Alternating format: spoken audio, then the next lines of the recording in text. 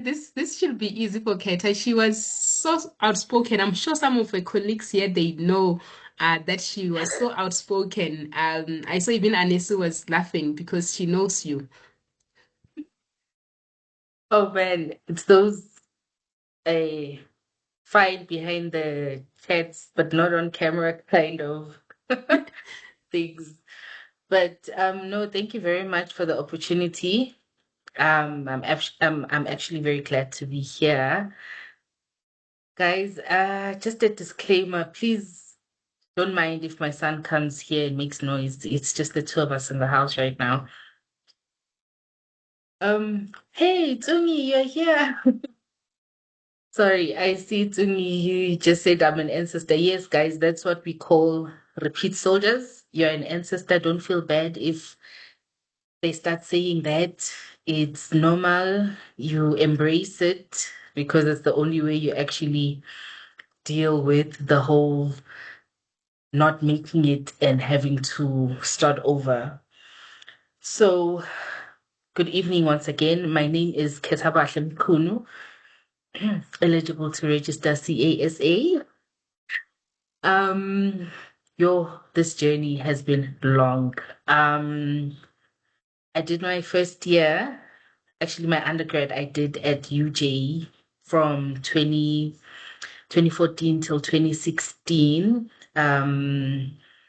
Passing my undergrad degree. Normal time, nothing hectic, and you're thinking, no man, we got this. It's gonna be a smooth ride, always and forever.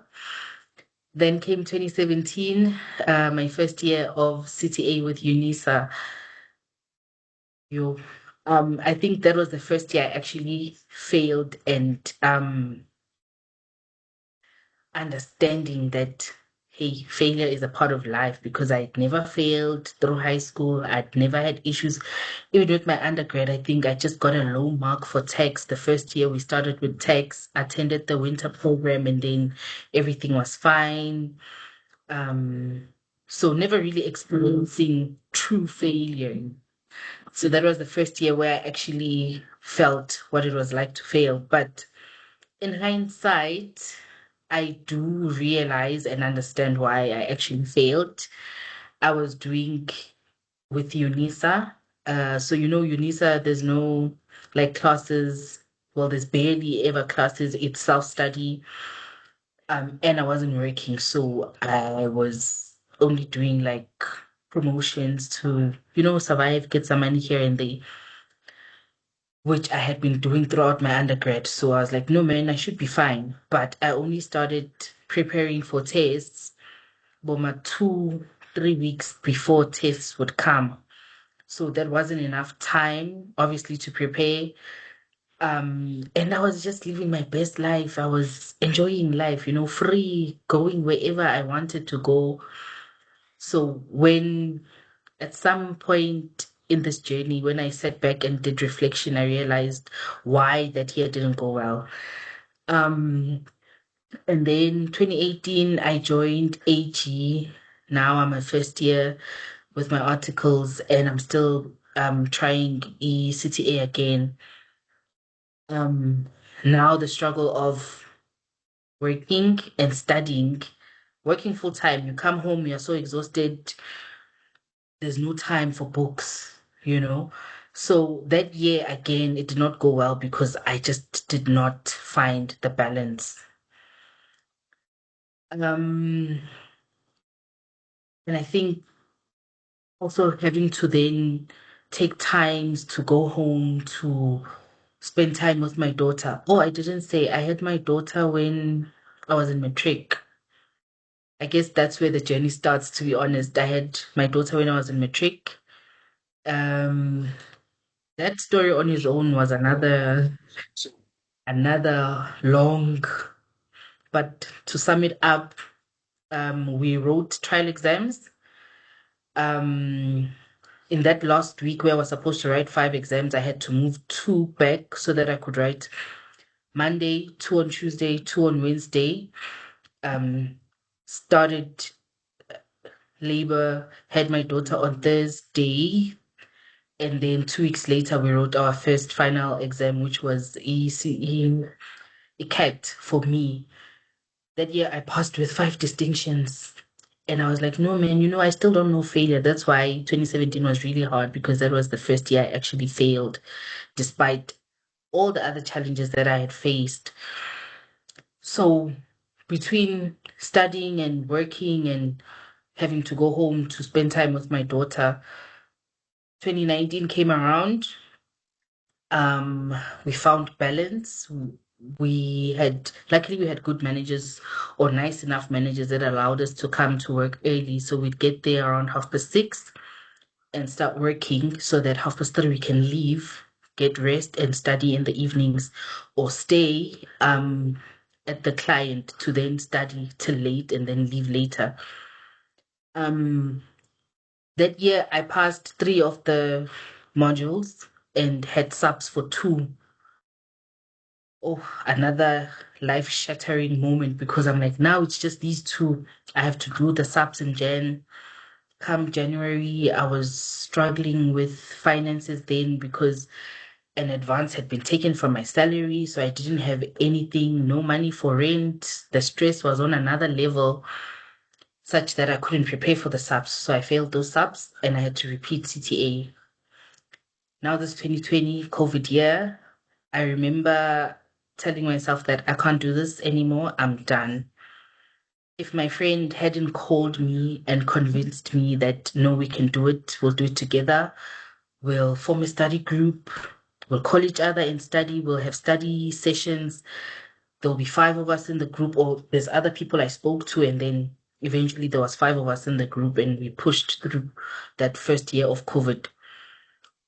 That year for me was actually a blessing in disguise because we were not really working, we were home like 90% of the time. We audits, they were stopped, so we couldn't really do much, and we had all the time to focus on studying. I could go home when the lift was banned. I mean, when the ban was lifted, I went home. I spent some time at home. The assessments, UNISA was still trying to figure out this online writing, so we were able to just push through because then they would give you all the tests in the morning, and you just needed to make sure that by 6 you've submitted. Um, so we pushed. We found ourselves, the whole team, as part of the top candidates AG had based on the marks we were getting, that would then be sent to a boot camp.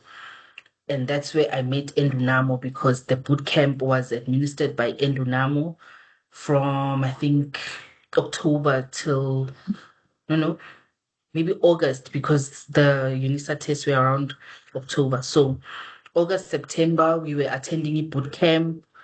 That's where we met Rendani, Ele, Ferdinand.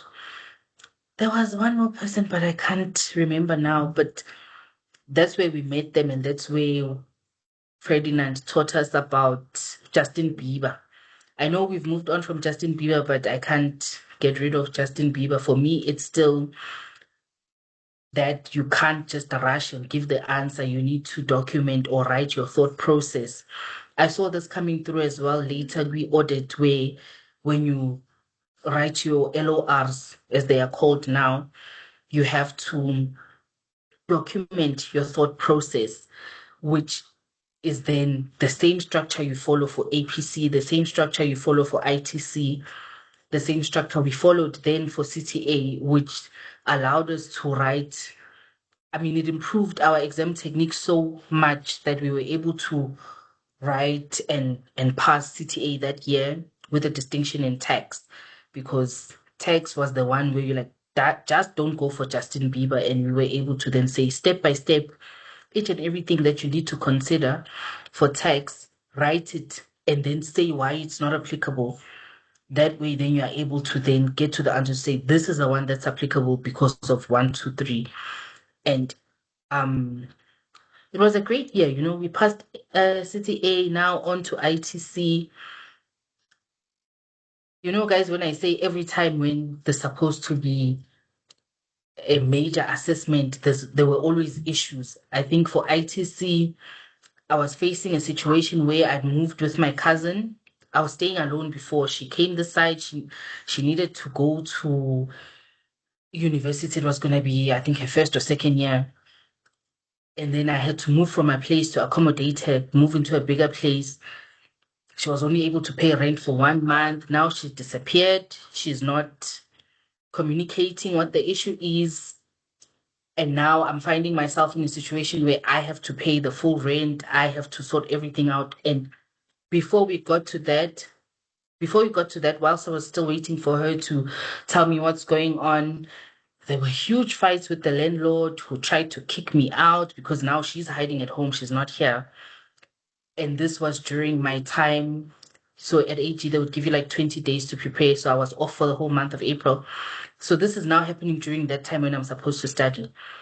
In the end, I ended up only having 2 weeks to fully focus and prepare for ITC. And I just focused on exam technique in that time because I knew I didn't have time for anything else. And with the theory or the technical still fresh from CTA, I just felt if I focus on exam technique, I should be fine. I did that, we wrote, and I passed ITC on first attempt. And then I needed to enroll for board course, which I then did with APT. It's unfortunate because when I now look at the history of Endunamo, they already, I think the board course started in 2020 or in 2021, and I didn't know about it for EAPC. So, which is why I then ended up going to APT for board course. If I could, turn back and go back, I would have definitely gone with Endunamo first time around.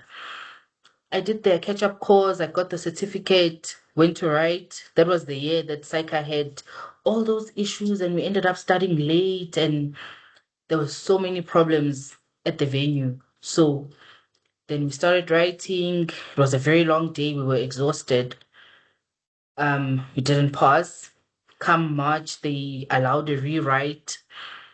Okay, we went for the rewrite. Again, there was really not much support in terms of preparing for that rewrite. I think we did a crash course with Endunamo, if I'm not mistaken, but it wasn't long enough. Wait, mommy's busy. She's not here. Yeah. Yeah. Okay. Sorry, guys. So we did crash course, winter ride. We were not successful. That one apparently didn't count as an attempt. It was sort of put together with the 2021 December APC. Now, okay, we're going to 2022. We need to write. And this is the year that I fell pregnant with my son. Um, by the time we went to write in December, I was about 3 months pregnant. So you would think, no, man, it's not that bad. Don't play with water. Go and watch TV. No. So at that time, you would think, no, it shouldn't be that bad. Still early, you can sit that long, you can prepare. But shh, go and play. I don't know. So that's when I was yo, struggling a lot with what we call insomnia and fatigue. So when I'm trying to prepare, I'm feeling sleepy. And when I have to sleep, I can't sleep, things like that. I wrote, I was feeling hopeful, but it didn't go well. And now in 2023, it's the year my son was born in May, I couldn't join board course because of finances. And I was like, hey, no, I'm gonna have to sort of just wing it. If they do APC support AG, I will join those classes. At some point, I think I even have a picture somewhere where I was trying to attend class and my son decided, nope, we are not doing that. You're gonna feed me and then I'm gonna cry until you stop the class. So that year, I think I only started pushing towards the end of the year, trying to see what I could do. did the reflection year, previous assessment, but it didn't work out. So at the end of 2023, that's when I realized that, you know what, I need a board course and my certificate is now, I've used it up. It's expired. It doesn't matter now with the finances. And as Freddie always says, sometimes you need to make sacrifices, right? Sacrificing the finances, I was like, okay, whatever happens, we'll see how to come out of it. But I need a board course. I'll do the loan at work, pay it monthly. Um, And by then, I had my son and my daughter had moved to stay with me at the end of 2022. So I was juggling both of them and the studies this 2024. At the same time, with audit, I was also traveling.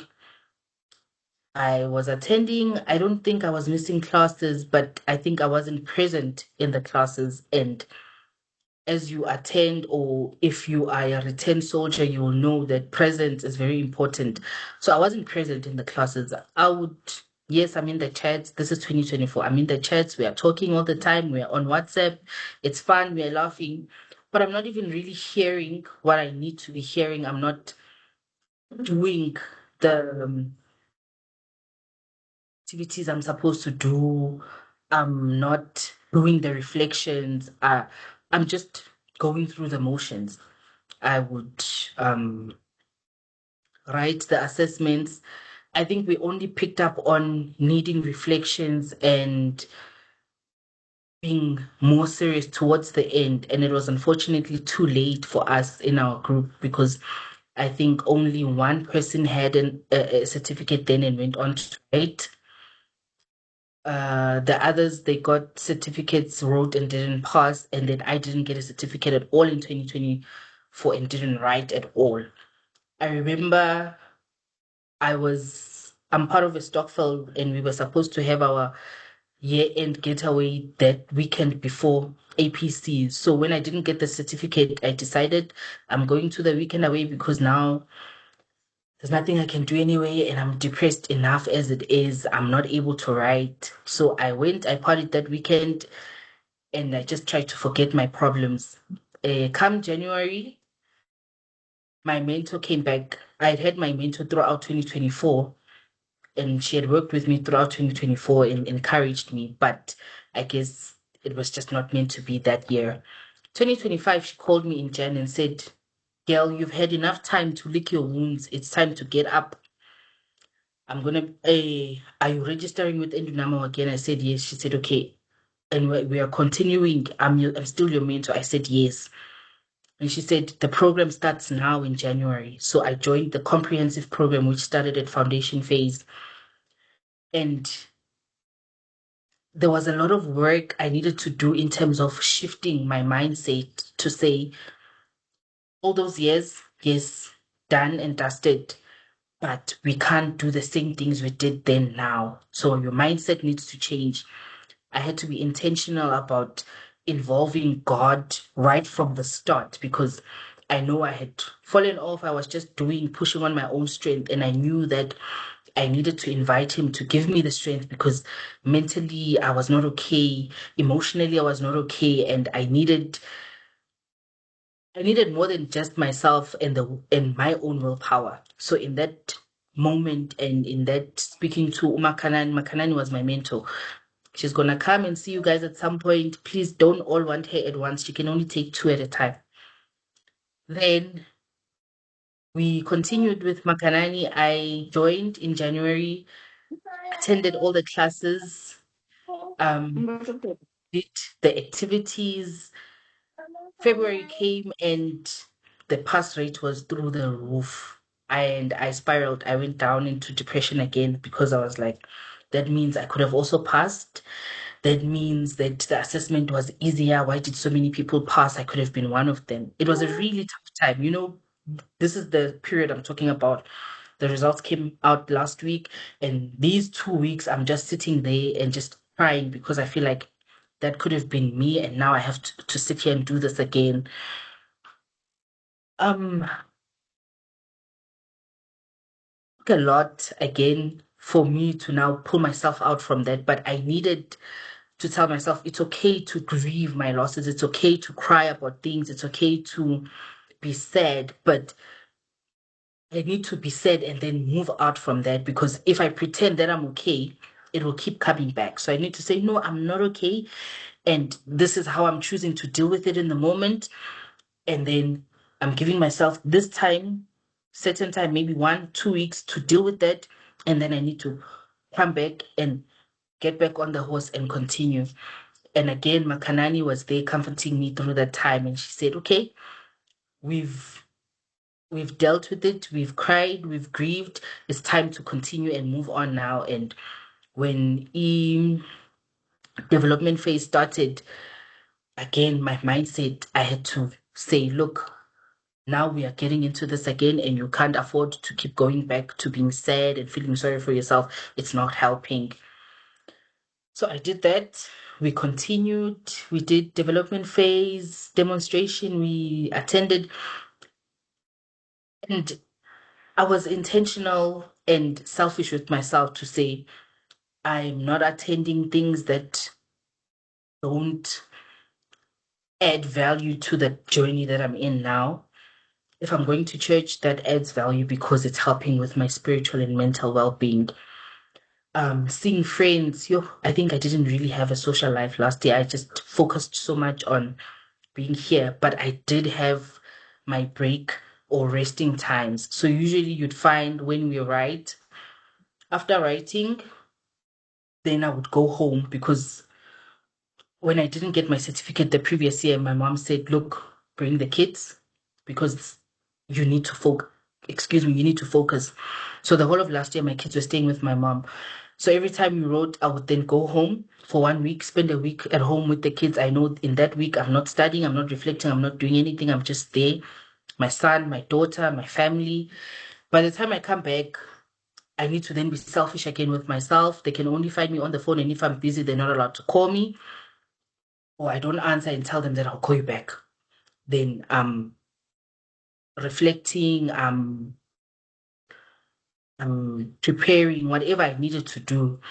So another thing that I then did was we formed our group early on from foundation phase. I think we had 6 of us in the group, and we worked the whole year together. We every time the results come out, we all share the results, and then we would figure out what went wrong in that time and how to then fix it going forward. So we refined our method throughout the whole year so that by the end of the year, we had a plan in place that we were going to follow and that would actually work for us. Um, so yeah, that's how we went through last year. It wasn't easy again, like I'm saying, because every time after writing, I needed to go home. So there was a lot of traveling, but it was worth it. When we talk about making sacrifices, things like sending my kids home was one of the sacrifices I needed to make. Not seeing friends was another sacrifice because, I like hanging out with my friends. I'm an outgoing person, but last year I had to sit in my shell and sit in my house and focus. Um, Also moving from audit to finance, it freed up a lot of time for me because in audit, they were required to be at clients and at the office much more than it was required in finance. Finance, it was 3 days, which wasn't really monitored, but I also made the conscious decision to get support from the CFO and everyone and my managers to say, I am not able to come here every time because the travel, it just takes a lot of time for me. Tuesdays, especially, we have class. I can't be coming to the office because then I won't make it to class on time. Um, and if I'm studying between 8 and 12 at night, then I need rest. And if I have to wake up at 5 to come to the office, I can't do that. I would rather just sleep, get some rest, and then work from home. You will still get your full 8 hours. So my managers were very lenient in that sense to say, okay, I worked from home quite often. And in those weeks where I was going home to spend time with the kids, I was still working during the day because the kids are at school, or my son, even though he's around, he's just playing. And I would still be working my normal 8 to 4. So that also helped in the sense that I was not slacking at work, but I was getting enough rest and getting enough time to study as well. The sacrifice there is that there's no money because there's no more S&T, there's no more overtime. We only work overtime if month end falls on a weekend. So I had to sacrifice again on the finances. But because I wasn't going as much to the office, I was in essence um offsetting those sacrifices. So that was my journey. Come year end, when we got our certificates end of October, it was also the weekend that we went on our Stockville getaway. We had moved it from now being in December to end of October, and I was able to attend this time to celebrate. So it's important to celebrate your wins as well. So I used that as my celebration of being able to obtain my certificate to go right. So that when I came back, my focus again was fully on preparing and going to write. Um, yeah, a word of encouragement on how to bounce back for me would be it's okay to not be okay, right? When you are feeling sad, when you are feeling the emotions, go through them, allow yourself to go through them, deal with them, and then find your anchor to then come out of that space. Um, Praying, fasting, going to church, whatever it is that you do that keeps you spiritually connected, that's what you need to do. A support system is very important. So for me, I had my mentor, I had my friends that would not say, oh, you don't spend time with us, but understood that this is the journey that I'm still on and would support that. And they were okay with not seeing me or not even talking to me for a long time. I think we are at an age where we understand that in a friendship, you don't need to talk every day, or even in a relationship, you don't need to talk every day. You focus on the important things. If I'm busy, we know life gets busy, it gets hectic, but it doesn't mean that I love you less. But you also need to allow me to focus on my dreams and my goals. So for me, that helped. My mom and my sister, we would pray together, we would call and pray together all the time. And they have been my biggest supporters, taking care of my kids, helping me all the time with the kids. Even when I need to do something, they would come and just help me. So you need to find your support system and so know if you've got people around you that don't really support you, it's okay to cut them off and just keep your distance from them. You don't need negative energy. You don't need a negative mindset. You don't need things that are going to bring you down and remind you of your failures. So it's important to take that active stance to focus on the positive and to focus on where you want to go. Um, Practical insights on surviving and thriving. Look,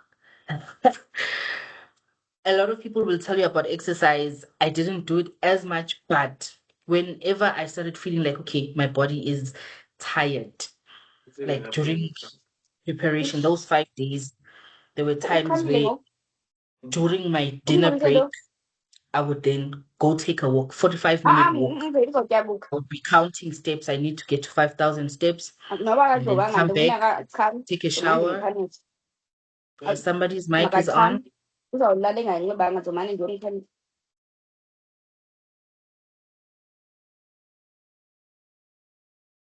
Okay, thanks.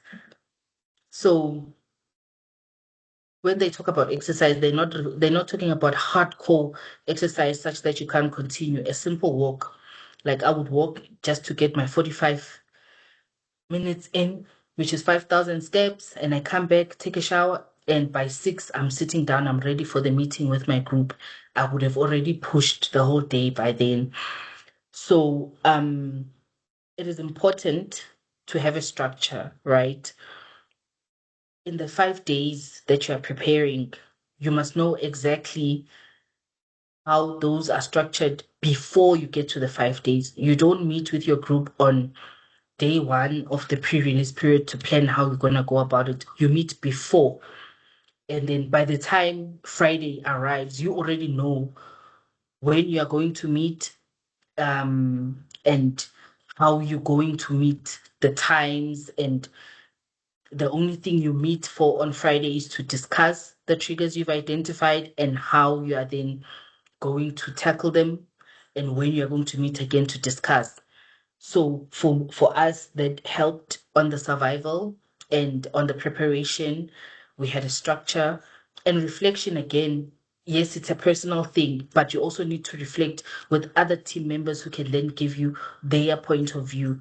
So when you get your script and you need to reflect, by now you should already be having your groups or forming your groups so that you know that when we start reflecting, we reflect, you do your own reflection, and then you meet with your group and reflect together. So you tell your group, when I was doing reflection, this is what I found. This is what I'm doing wrong, and this is what I'm doing right. So yes, I'm going to keep that.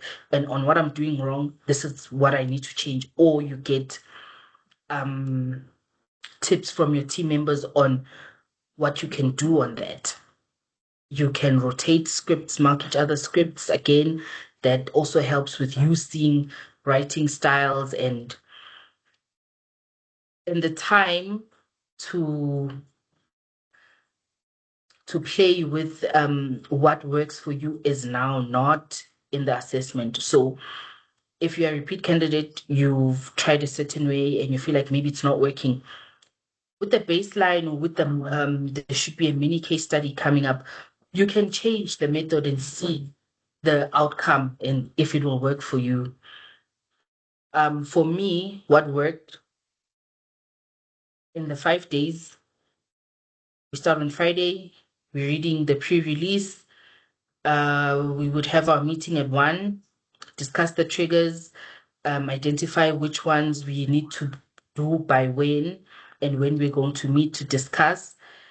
And alloc- yeah, then we allocate that, okay, these ones need to be done by Saturday, these by Sunday, but the aim was always to be done by Sunday, because on Monday you need to go through everything that you've done. You need to be sure that you are happy with it, and you need to print, and there needs to be a resting day somewhere there. So for me, my resting day was on Mondays. Once I've gone through, even if I'm not done printing, because there's still Tuesday, on Monday, 6 o'clock, I would take a sleeping pill because I struggle with sleep. So you don't have to do this if you don't struggle with sleep. You can just sleep. For me, I struggle with sleep. I get anxiety, and then if I'm sleeping, my brain won't switch off. So I'll take a sleeping pill at 6. In bed, I'll be in bed by 8. Then I'm up again Tuesday morning, and I'm fresh because we would have pushed Friday, Saturday, Sunday till around midnight every day. So Monday I'm sleeping. Tuesday I finalize and make sure everything is printed. Um, I made the decision to buy a printer late when it was time for the assessment itself. I would highly recommend you do it now. If you buy your printer now with the ink, I will in Canon something that puts the refillable ink, not the cartridges. That printer will last you till the rest of the year. So I highly recommend that you get one for yourself so that as you are working, you can print, or even when you're done, you print at home. Because I used to drive to the office to print, and the last time I did that, I was so exhausted that driving back was such a mission, and that also means it was dangerous because I stayed about 40 minutes away from our office. This the time following that, I asked my partner to take me, and we got there. There was no paper in any of the printers in the entire office, so it was a wasted trip and wasted time because I then needed to go back to the office the following morning. So I would highly recommend getting your printer, keeping it in your house, and then you'll have all of those things with you. It reduces time, it saves you a lot of time, and it also allows you that if you feel like you need to reprint something, you can reprint it. There's no each now I need to go to the office. You get me? Um, yeah, exercise, pray, have rest. reflect after each assessment. The reflections need to be very thorough. There was a template we used where you will then it forces you to go back to the script and say, okay, for this task, this is what they were asking. This is what was on the PRI. So during my preparation, what did I do wrong? What did I do right? And then on the day, this is how the task changed, or this is how it adapted. And then in responding to that, this is what I did wrong and this is what I did right. So that forces you to look at to actually go back to your script. And then when you have those conversations with your team or do consultations, then you can know exactly where you missed it or where you went wrong. So the reflections are very important, and consulting is also very important. Also, when you go consult, you need to prepare, right? So you can't go consult and say, oh, I got an LC for this task, but you don't know why you got an LC, or you haven't done any reflection on your part, then that consultation will not be fruitful. So you'll do your reflection first, then attend the consultation, so that when you have that conversation with the lecturers or the academic team, you also have insights on where you went wrong, and then you'll be able to have better conversations that are value adding. When you do your reflections, it's important to use the 9 competency framework. I think towards the end, I would put the framework and put where I got LCs, BCs, or wherever, and then you are able to identify which of the 9 competencies you got and didn't get. Then you are able to then zoom in, right? So if it's ethics, then you can say, okay, why did I miss the ethics principle here? And if it's business acumen, then you go and say, okay, what was this task about? Why did I miss the business acumen? Then you can see maybe the gap was with your pre-research. So it makes it easier for you to be able to identify where you are having gaps if you do your reflection in that thorough manner, and it allows you to then refine your process for the next assessment. It is also important to have a diverse team. In my team, there were 6 of us. We had 3 SEMA candidates, and SEMA candidates are very good with the strategy questions. So we knew that when it came to strategy, we all work on it, but they will then bring those insights that we didn't really have. And then there were 3 audit candidates. So for us, because we did CTA, we may have, or we are supposed to have better technical knowledge at that point, maybe insights on the auditing, especially. And if there's gaps, then you are able to say, okay, in practice, this is what we do, but it may not be the same. And then you have those discussions with your team members. Another thing that actually was a game changer for us was having a Teams channel. And what is that? I'm going to hit you because you have been naughty. It's so. Wash your hands. Sorry, guys. Toddlers. Oh my gosh. So, yeah, I was talking about Teams channel. And Dunamo will add all of you on Teams, and you'll be able to find each other there. We had a Teams channel where we could add information. So even during PRI, whatever, if I find something, I can add it. We had it structured so that you can see that this is for baseline case study, this is for email 1 or email 2, and you put all the information there. We had electronic textbooks, any source of information that we could find, we shared it there. Past papers, we put it on so that when you start looking for things, that was your first go-to to say, maybe I can find an example in that document that Unomfundo shared, And when we do our trigger document, it was a live document. It wasn't each person do their own document and then we come and discuss. We worked on one document at the same time. So when I'm reading and I identify triggers, the document, I think there was a template I had shared with the whole group of Endunamo candidates last year. We were still using that one. Then we just fill it in. Email one, I found this. Someone else, you could see that, okay, Unomfundo's typing here, Unyenyana's typing here, and we all add our triggers. So by the time we meet, we've all looked at what we've all added, and we are just discussing to say, are we agreeing or we're not agreeing? Are we adding? What do we need to add? Does this make sense? To try and shorten the meetings. But again, if there's something that we did not understand or we were not comfortable with, we didn't just decide to cut off a meeting because that would mean that we haven't all understood it. And in terms of preparation, it will take us longer and we'll need more time to discuss after doing all the research. So our trigger document was a live document, and that's how we worked on it. Um, Yeah, I think we spoke about the cutting down on unnecessary things like going to the office, travel time, and things like that. So that actually helps you to either use that time to rest so that you have more time or you are more fresh when you actually go to prepare, or then you could use the time to prepare. Um, Oh, guys, don't rely on AI, ne? You can use I would use AI to get all the info together quick, but then I need to go through each and everything that it has given me. Is it correct? Is it not correct? Where is this coming from? What does it mean? And if you are not prompting it correctly, it will definitely give you the wrong answers. So reliance on AI is only for collating research, not for giving answers.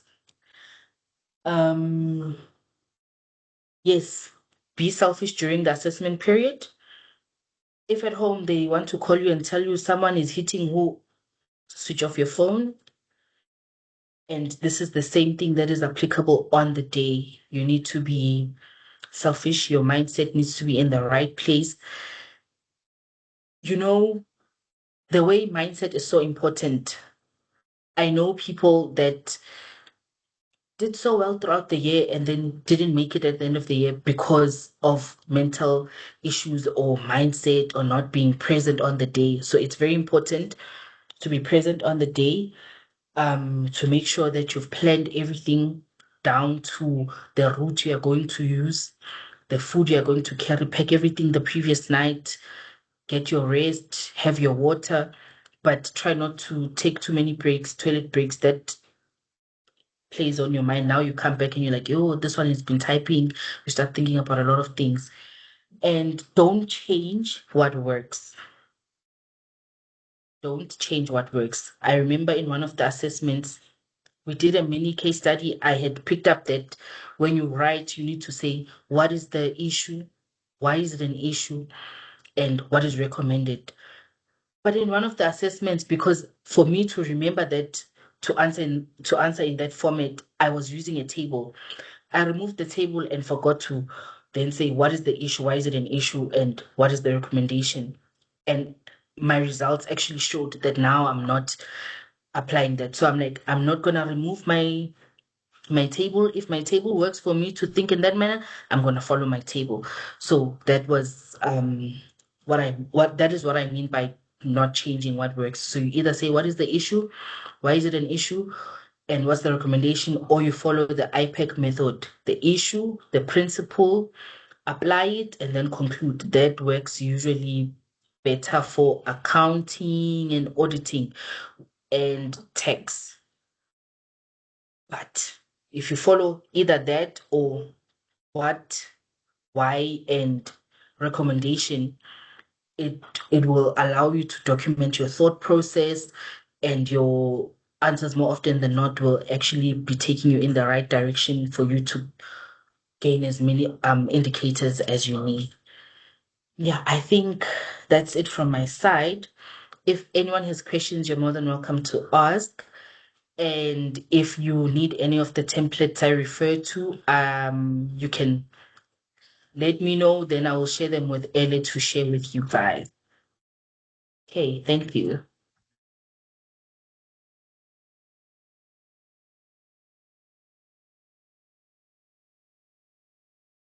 Thank you so much, Keta. Truly, truly appreciate you coming through and just sharing your journey. I know sometimes it cannot be easy to share your journey because, like you're saying, when you say that Keta was always here, um, it's also just about also being vulnerable and sharing your journey to say, attempt number one didn't go well, attempt number two didn't go well, and that also can be a bit triggering. So thank you so much for sitting out your time and coming to share with us. But for us, it's also to say that as you yeah, absolutely. So what we do is that for all our prior candidates who are here. We do one, the templates she's referring to. She knows the drill. She's going to have to share some of those drill. I think she was even referring to say that she had the non-competency framework and then she had some sort of a template to reflect. Keta, you know the drill. You guys used to always ask for these templates. So definitely she's going to share and we're going to also make sure that we share them on our platform as well. And this is also for all the other candidates who are still going to come, or those who even came and encouraged Teta when she was still in the program. You'll have access to all these engagements and you're able to. I remember someone was saying that, for example, there was this candidate, Shumani was one of our candidates, said that, you know what, even when I was stuck, I'll go back to Keta's video and listen in terms of how she worked with the team. I'll go to Shumani's video and check in terms of how she worked in during the PRI period. I'll go back to Nomfundo. I'll go back because for us, we believe that in order for you to be able to achieve your success is through a community. You learn from others. There's no reason for you to try something and it does not work if someone else has tried it and has shared their feedback. So part of our wellness community is what we could now call Friends of the Brand conversations. And in that Friends of the Brands conversation, as long as you are in our platform, you have access to our wellness hub. In the wellness hub, you just go to Friends of the Brand conversation. You'll have, for example, the video for which will have been split just for Keta and whatever um, and whatever materials which we'll share with us so that you can also learn and you can pick up what works for you. And I always say that please don't pick up everything, pick up what will work for you and personalize it to yourself so that you can see how you're going to apply it going forward. What was your preferred sequence in tackling questions and why? Yeah, so I think this year last year, my timekeeper was Muraro. I'm already 24 minutes over. Clearly, it shows that I don't have my timekeeper today, but I'm sure we're going to have one. I see that's why Keta was busy going on and on and on. I'm going to call Muraro back. So, yeah, are you our timekeeper? So I'm going to call Muraro back. He said that he's no longer going to come to become a timekeeper, but I said that he must come and share time management as one of the competencies. So he's going to come through and share that with us. But otherwise, I'm just going to take one more question to make sure that we don't stretch it over time. One question, Keta, I don't know if you saw it on the chat. What was your preferred sequence in tackling questions and why? But Okay. otherwise, also, Keta, all our successful candidates, they become friends of the brand. So she also still has access to Viva Engage. If you have any question for her, just go there on our platform and say at Keta. If she does not respond, I will look for her. She committed to becoming friend of the brand and continuing to developing the next couple of CAs. So if you have any question, please don't worry. All of these candidates are part of our friends of the brand. They're gonna come and make sure that we journey with you. We are a community who help the next person. Yeah, just a quick response. The preferred sequence was A to F, so I would start from the beginning to the end. My plan, so I had a plan to say 1 hour is planning, reading, and everything at the beginning of the assessment. Then I have 7 hours left. In that 1 hour, I allocate time, giving myself 30 minutes at the end to go back if there was something I didn't finish. If you're not done in the allocated time, move on. So A to F because a if A is hard and you go to B, A won't stop being hard, it will still be hard. So just get it over and done with and move on. I think that's what Rendani also used to tell us, and yeah, that's how I've been doing it.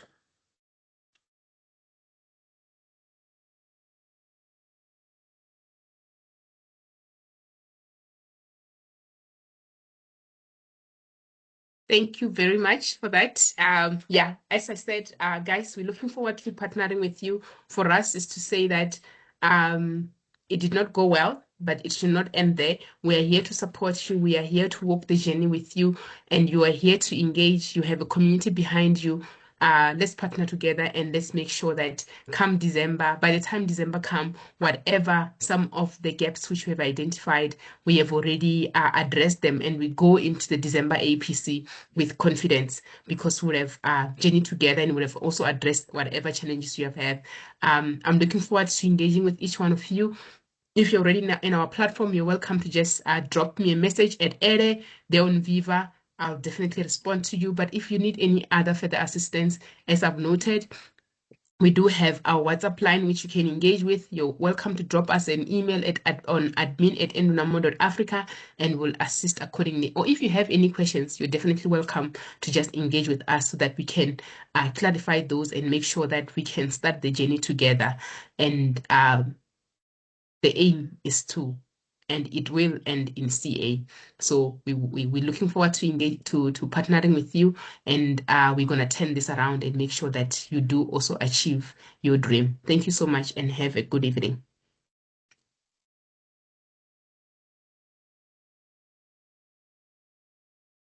Thank you.